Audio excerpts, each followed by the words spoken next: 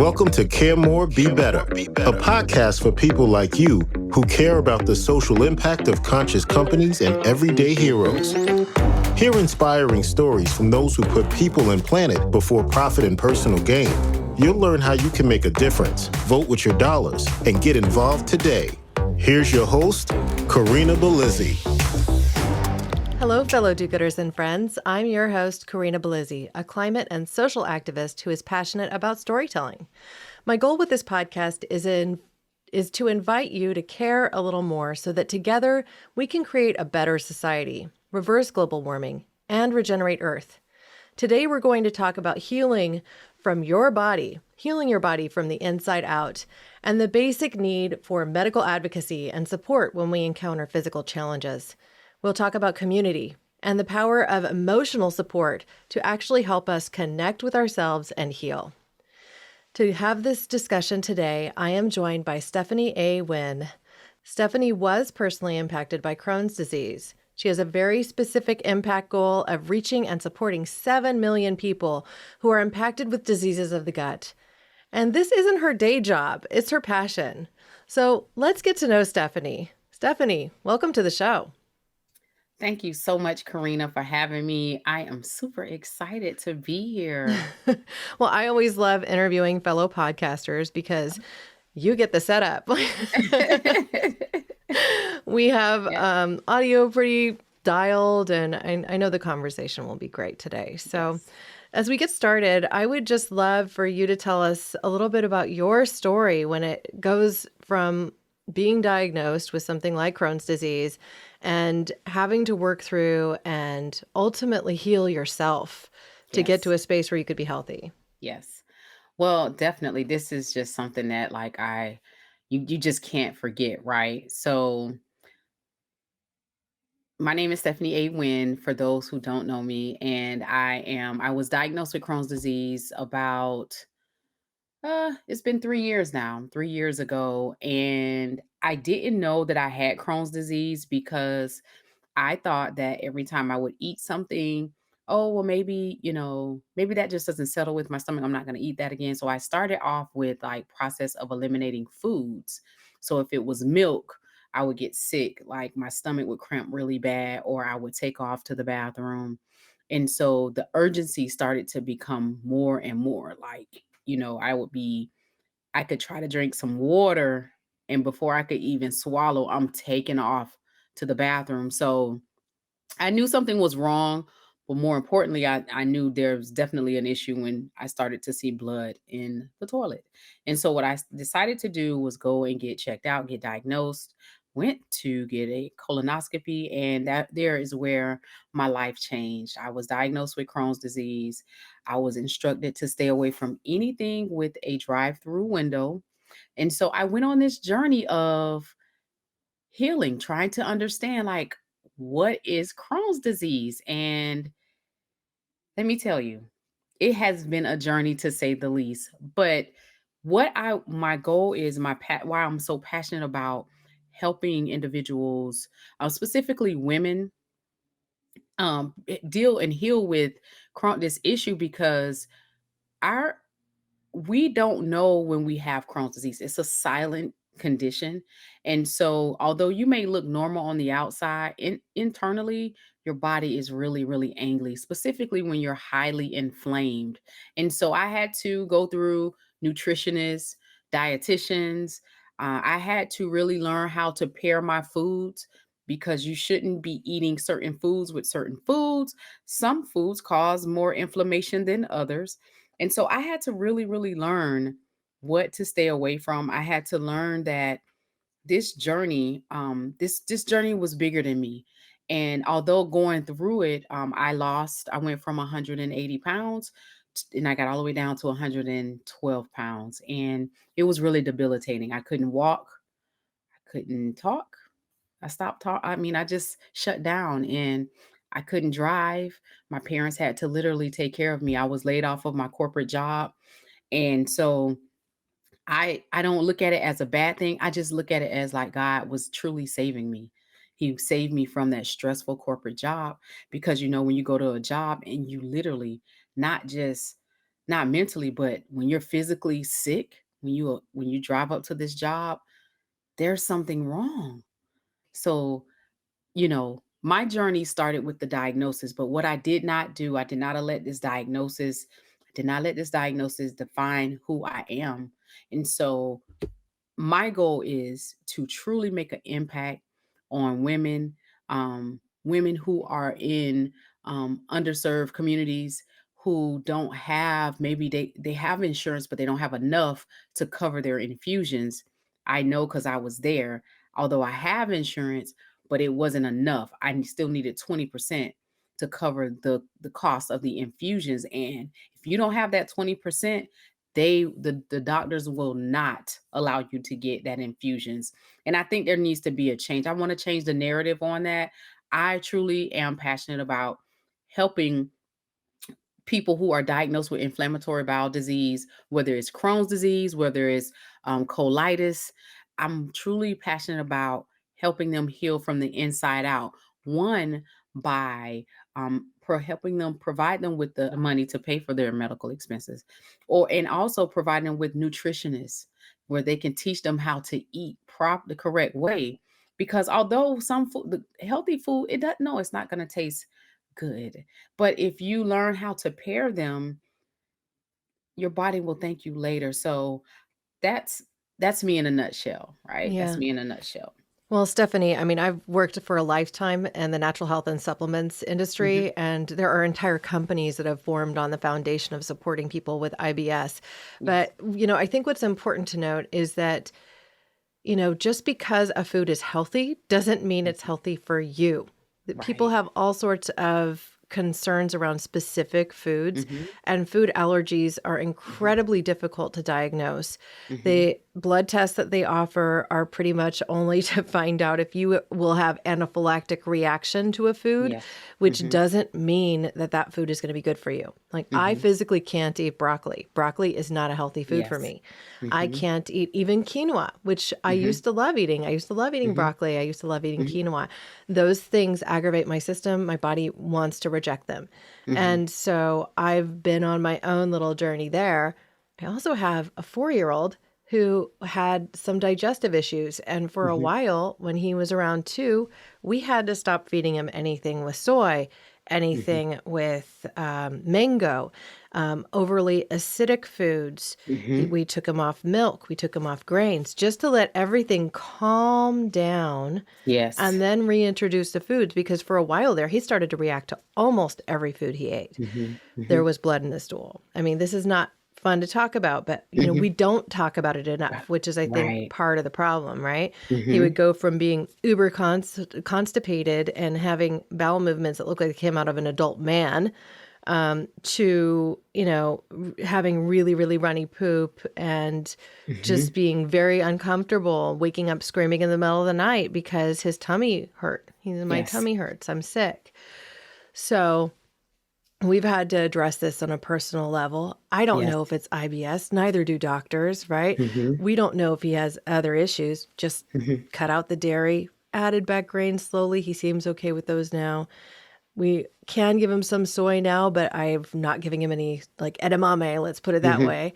Mhm. And really just trying to pay attention to what does his body respond well to and what does it Mhm. not respond well to. That's Yes. just something we're not taught. We're taught this Mhm. is healthy food. You eat this. Go ahead and Yes. eat that bag of kale chips. It's good for you. But Mhm. somebody might not do well with that. So, Yes. And I definitely can relate to your baby, man, because I was there. Like I don't even eat broccoli. Like on my I got a chart. That's the one thing that I appreciate from I thought, oh, I spent all this money on this nutritionist. One thing I learned, I have a chart for my blood type. I mean, I got really specific about this thing because I needed to know for me. I tried vegan, vegetarian, paleo, plant-based, keto, all of these things. I tried them all. And yep. I will say that you are right. Your body is different. My body is different from yours. Yours is different from mine. So what I didn't understand is that my body needs to be more alkaline Mm, to remove this inflammation. So when your body is more acidic, there's where the sickness lies. I do it every day. I try with all my heart to stay on the alkaline side. Hmm. But, and yeah, do I crave things? Absolutely. But that's when I know that, okay, I need to I'm lacking something. When you Hmm. start craving sugar and you start, craving chocolate, which I love and I'm allergic to, but I mean, You just made my tummy grumble. I'm like, chocolate. Mm. so I definitely can relate. And like you said, this topic is not talked about enough.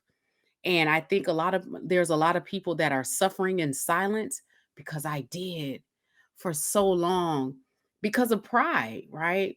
And my mom was like, "Well, I didn't know you were this ill." Yes. You're like, yes, I'm this Yes. ill. I literally, food makes me sick. Yes. And so I couldn't even stand the smell of food. Hmm. That's how bad it had gotten. Like my hormones were all over the place. Now, what I had to do was get really comfortable, like in my space, Hmm. eliminate the things that were causing me frustration. So, you definitely want to make sure your environment is like calming and peaceful. So, I just pretend every night when I take a bath that I'm at the spa. Well, rituals are important, right? So, especially if you have to limit yourself in some way. Like, Hmm. I will go to a moment in my life. I quit smoking after 16 years of being a smoker. And this Wow. is not something that I often talk about, but, addiction is. Hmm. It's a social problem. We live Hmm. in a world where people become addicted to all sorts of things. You can become Yes. addicted to nicotine. You can Hmm. become addicted to sugar. You can become addicted to alcohol. Guess what? Hmm. Alcohol and sugar addiction are very closely related. Yes. And giving up on these things can be really, really challenging. Hmm. So when I quit smoking, I did something to reward myself. I bought myself this really nice metal teapot that had been handmade that I really liked, and I started a ritual because I had this hand mouth fixation that was Hmm. really, really strong. That's still really, really strong. Okay. From like the years of Yes. smoking. Yes. So I almost always have a cup. And so I had these nice little teacups. I would make myself in this kind of ritual, some really nice loose leaf tea. And so now it's like I've gone from the cigarette addiction to probably a caffeine addiction, let's be frank. But I tend to have like a cup with me all the time. It gives me something to do with my hands. And Hmm. so I think it's like we need to acknowledge the things, the tools that will help us to succeed. And sometimes Hmm. that's scratching the itch with something like a bath reward or a spa day, Yes. or, Yes. even just choosing certain foods that your body does well with that are Yes. like a treat, Hmm. and just figuring out what works best for you. You have to get really clear Yes. with listening to your body. Yes. Yes.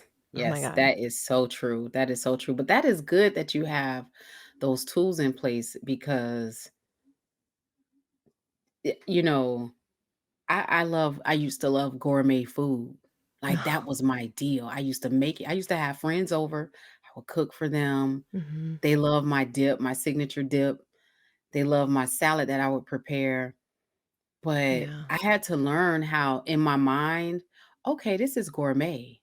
And I'll make it in a way that it looks pretty, but I know that it's good for me. Yeah. So again, like you said, you have to put things in place that will make it more easier for you to get through that addiction because yes, we all have some type of addiction with like you said, whether it's cigarettes, caffeine, shopping, whatever it is.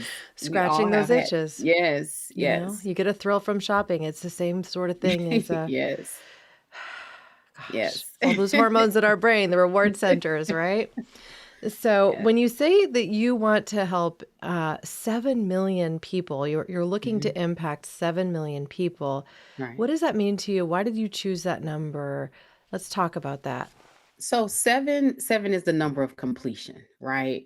Seven brings balance. It's the number of completion. And so I decided that that's the number for me, however that looks. And so my goal is to impact 7 million people who are struggling with inflammatory bowel disease, Crohn's disease, colitis, and they don't know where to turn. And so that could be by way of maybe they want to write their story, tell their story. During my diagnosis, I was in the process of writing my first book, and I was really ill, but I still had financial obligations to the publisher. So those 7 million people, I want to help them. Hey, although the diagnosis is this, doesn't have to validate who you are. There's help out here for you. We have a group of people, a team of people who can help you get through this point in your life. So that is my plan, to impact and empower and transform 7 million people. Well, I love the specificity. I was actually born on Yes. the 7th of September, so it's Really? always been a Okay. lucky number for me. Yes. It feels like every time I was on a soccer team, I got number 7 or number 25 for some reason. It was Yes. always one of those. And I'm born on the 16th day of the month. So that's like a 7. 16 equates to 7. Oh, 1 and 1 6. plus 2. Yeah. A So, little numerology for us all. yeah. So let's talk about what you're doing with your podcast and with your business, because I think these things sort of relate. You're talking about Mhm. having a positive impact in the world, helping Yes. people. So let's learn a little bit more about Stephanie A. Wynn outside of this Crohn's and IBS piece. Yes. So Stephanie A. Wynn, my sons, when I was ill, they were like, "Mom, we really want to help.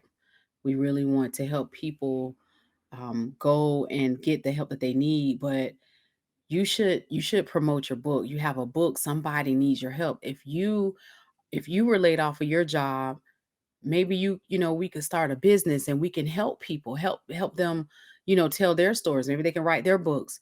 And so I was like, maybe, right? But it wasn't until my dad say, "Listen, do not give up on yourself. You have a book." So I decided at the time, like, you know what? I'm going to tell my story, but I could tell my story through a podcast. So I ordered the microphone, ordered the headphones, but I sat on it for 6 months because I didn't know how to position myself in a way to make impact. So what I did was I started the Let's Talk Business with Stephanie A. Wynn podcast, and I just wanted to tell my story. I honestly just wanted to talk about, your health is wealth. Before you could start a business, you need to make sure your health is in check. But it's so much more than that because we impact and we drop a lot of good information on these platforms. But not only is it just about Crohn's and IBS, it's about people who have gone through chronic illnesses, right? It's about people who have started a business. They've had to start a business so that they can continue to be meaningful and purposeful in life, right? So that's where the Let's Talk Business with Stephanie A. Wynn podcast stem from. And then on top of that, the Stephanie A. Wynn Business Solutions, that's where we help authors brand and market themselves and develop themselves into a business, because being an author, it is truly a business. Now, I understand you also have gone on a book tour that you Yes. organized yourself, and Yes. the ravages of having to be within the press and Hmm. work to market yourself in this way where you're essentially putting yourself up on a pulpit as an Yes. expert in some arena Hmm. and making these connections to really personal challenges in your life. I mean, I think it does two things, right? It Hmm. helps you become accessible to the audience you're speaking to, Right. but it also, I think, really helps people see that they too can succeed. They too Hmm. can tackle their personal physical challenges. They Yes. too might be able to start their own business, take a little Hmm. bit more control of their own life, Right. which in getting that control, they may feel like they are empowered too, because Hmm. when your health is spiraling out of control, what often happens in these cases is that people will lose track of their hope in a way. Hmm. Yes. So I just wondered if you could speak to that, because I think that this personal empowerment, both Hmm. with reflection to your health, but also with reflection to your ability to take care of yourself from a Right. financial perspective, they're connected. If you're working a corporate, a 9 to 5, and let's just say your health is really, it's gotten so bad that you can't work, like you have to I had tools in place before even the layoff, right? I didn't know anything about, I just did what my mom and dad told me. They said, make sure you have long-term care, make sure you have these tools in place. But for those that don't have them in place, like you have to ask yourself, like, my health is wealth. When we look at, you know, I want to be a millionaire, I want to have my own business. Okay, yeah, but what does your health look like? First of all, we have to make sure we take care of ourselves. And what does that look like? Are we going to the doctors? What are we putting inside of our bodies that's making our bodies angry? Are we stressing a lot? Are we stressing about things that we have no control over? And oftentimes I did that with raising two sons. I did that. I mean, every time they left outside my house, I was horrified, right? So I because I didn't have faith. Like I didn't know, I knew they were going to be okay, but just a moms, we do tend to care a little bit more, right? Not to say dads aren't, but we're just a little bit more nurturing, right? We've seen that in the last 2 years with COVID. Like that just, I think the last 2 years made us like take a look back at our situation, our life, our health. We really have to focus on our health before we can even start on this journey of entrepreneurship. But more importantly, it starts, Corinna, with your mind, like your mindset. You have to have the mind to know that you can do whatever it is that you have in your heart. So if your heart is, I have this condition and I need to be able to take care of myself and feed my family without going under, you can do it. You just have to position yourself in a way and focus on what it is you need to do, right? And it has to make sense. Now, I'm not saying go and quit your 9 to 5. That's what I'm not saying. What I'm saying is that if you're in a position to where your health is on your health is in jeopardy, you really need to think about your situation. Take a look at your situation and say, okay, I need to do something that works for me. And a lot of times I get questions all the time. People think that once they can't work, they're done. I know, I was there. You're not done. You have a story and somebody needs to hear your story. And if your story impacts and empowers and transform people, that's where the money resides. That's where your money that's where you can build your brand, build your legacy, and continue to move forward.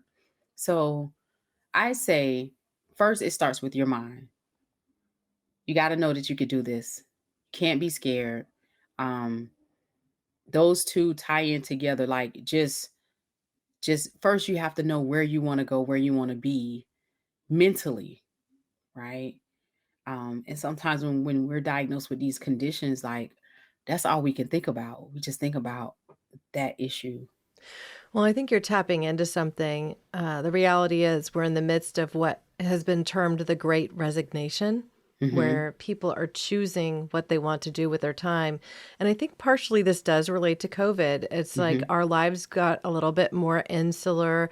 Going to our jobs, in some cases, especially if they were in person, Mm-hmm. would feel like it was a risk even, and Mm-hmm. especially those who have compromised health, like you in Mm-hmm. your situation. If you've dealt with gut challenges for a long, Mm-hmm. long time, your immune system is almost Yes. overactive as it is.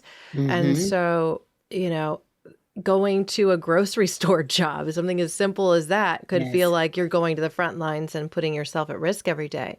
Mm-hmm. And so there's a mental aspect to that, but there's also just this sense that we're trying to put power back in our own hands a little bit. Mm-hmm. Mm-hmm. And the social impact of that is quite strong, right? Because if people are able to use their voices to share their knowledge with the world, to figure out a way to have more control of their own life, maybe even monetize some of these effects, then that's all going to help them succeed, be more fulfilled, lead with their passion and their purpose, as opposed to just clocking in every day at a job that doesn't fulfill you. And that has an effect on your health too. That being said, we all need to be able to pay the bills and keep the lights on. Yes. So, I mean, Definitely. I completely get it. I want people to be able to live with their passion and their purpose. And sometimes it's Yes. hard to figure out how to Mm-hmm. make that pay the bills, right? Yes. Something as simple as Yes. that. Yes, definitely, definitely. And you know what was so I can definitely relate to what you said. I even when I was in my corporate job, I even asked to work from home because we had an option to work from home, and I was declined. And so it was like, I'm just gonna go until I can't go anymore. And it wasn't until like I had a flare up and I could barely I was barely making it. And my doctor was like, "How are you making it like this?" Like it was rough. And so again, a lot of people are taking back their power. They're taking back their health because health is wealth. Health Health is as truly well. wealth. Yeah, Yes. absolutely. So, as far as that 7 million, do you have any idea of how many people you've been able to positively impact through your work with your book as well as your podcast at this point? Like, are you on the way? So I am definitely on the way. I got a little bit ways to go. As I believe for a long life. If it means one person at a time, Mhm. 1 year at a time, whatever it means, I'm not gonna give up. I'd say I've helped over probably about 2,000 people so far. 2,000. Right. Hey, that's not nothing, right? Yeah. And if we can seek to amplify our voices, do more things Yes. like this, you come on my show and Mhm. hopefully we inspire a few people as well. Yes. They can connect with you as well. So Definitely, that's definitely. fantastic. Yes. So, as we prepare to wrap up, I like to ask all of my guests a simple question. And that's just if there was a question I haven't asked already that you wish I had, what might it be? And if you have that question, go ahead and answer it. For those who are dealing with the diagnosis, whether it's the diagnosis, whether you're going through a divorce, whether you're going through something really stressful in your life, depression, I would say don't give up. You matter. We all have a story in us. It's time for you to tell your story because what you're going through, there's somebody else that's going through it like 10x, like worse. So if you have a story, write your story and tell it to the best of your ability. Spoken like an author and a podcaster. So, what should our audience? How would you like for them to engage with you? Where can they go to find out more about Stephanie A. Wynn, listen to your podcast, etc.? So you can listen. I'm on all major platforms with the podcast. The podcast is Let's Talk Business with Stephanie, and that is Apple, Google, Amazon, iHeartRadio, Hmm. Pandora, all of Stitcher, Spotify. But you can go to let's talk business with Stephanie.com. And also I'm on all social media platforms, LinkedIn, Facebook, Instagram, Clubhouse. At it's Stephanie A. Wynn. And Wynn is spelled WY as in yogurt, N as in Nancy, N as in Nancy. I think you might have said that a few times in your life. Okay. Especially Yes. when you have double letters. Like my name is full of Yes. them, so Yes. Yes. How do you do that? Oh my goodness. oh my gosh. I used to go by my full name, which was Corinna May Benoit Belizzi. And I had an Wow. assistant, and she was trying to book a hotel with me for me over the phone. And I heard her saying, no, no, no, M as in Mary, just through the Wow. whole thing. And I'm just like, Yes. that's it. I know I'm this whole woman empowerment thing. I'm just going to go with my married name and go by Corinna Belizzi. But there Yes. are Yes. 3 sets of double letters in my name. And so people always get it wrong. Well, I just want to thank you so much for your time today, Stephanie. This has been really fun. As always, I'll be sure to include links to the items we discussed in show notes. And I look forward to coming on your show in the future too, so I Definitely. can talk more about Definitely. what I do in the business world. Yes. I can't And wait to have you on. yeah, it'll be a lot of fun too. If you loved today's show, I hope you'll share it with your family and friends. You could forward the link to this episode, or you could even grab their phone, subscribe to the show, and download this episode for them. Don't forget to rate, review, and subscribe wherever you listen. This simple action helps us climb the charts and really just reach more people with the important messages that we're sharing. Lean into discovery, stay curious, ask questions, and get involved. Thank you now and always for being a part of this pod and this community, because together we really can do so much more. We can care more and we can be better. Thank you. Thanks for listening to Care More, Be Better, a podcast for social good. To make sure you never miss an episode, subscribe, rate, and review wherever you listen to podcasts, and share with your friends to help us reach more people and spread more social good.